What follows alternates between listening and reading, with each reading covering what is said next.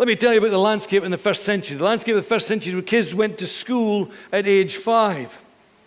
And from 5, round about for the next 7 or 8 years, they went to what was called the School of the Book. And in the School of the Book, they were taught the Torah, the first 5 books of the Bible. And by the end of those 7 and 8 years, they were anticipated and expected to have memorized all of the first 5 books. So as you can imagine, a lot of them didn't do that, and off they went home, and they worked with their parents on the business, or they just went around home. But for that bunch who did manage to memorize the first 5 books, they were invited to the second, to high school, which was called the School of Learning. The School of Learning took them through to about 17, 18, 19, and in those years they had to then remember and memorize the whole of the Old Testament. Most, again, were unsuccessful and went home to the family business.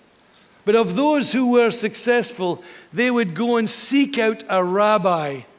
Watch this. They would go and seek out a rabbi whose yoke they wanted to attach to.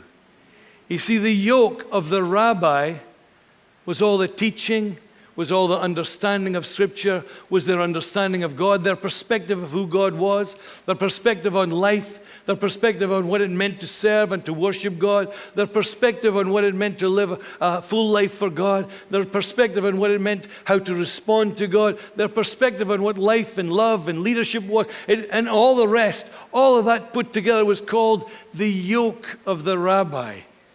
And so when Jesus says to everybody in the crowd, "Come to me, all you who are weary, labor, take up my yoke," they would have understood that's what he meant, but they would have been shocked because none of them in that group, none of the disappointeds, none of the disagreeables, none of the discontenteds, none of them would have memorized the first 5 books. None of them would have memorized the whole of the Old Testament, and yet the invitation was to them. This was the invitation of a lifetime that was coming to all the disappointeds, that was coming to all the discontenteds, that was coming to all the disagreeables. And yet God, through Jesus, was inviting them to come to him and say, "Take up my yoke." Oh, come on, folks. We should be excited today because it doesn't matter what your past has been. It doesn't matter where you've been living. It doesn't matter what the yoke has been that you've been carrying. The invitation comes to you to lift up his yoke today, to take on board all of Jesus and who he is.